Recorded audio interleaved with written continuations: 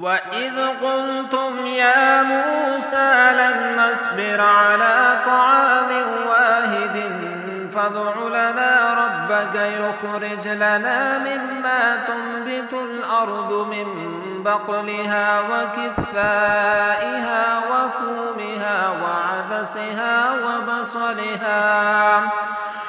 قال أتستبدلون الذي هو أدنى بالذي هو خير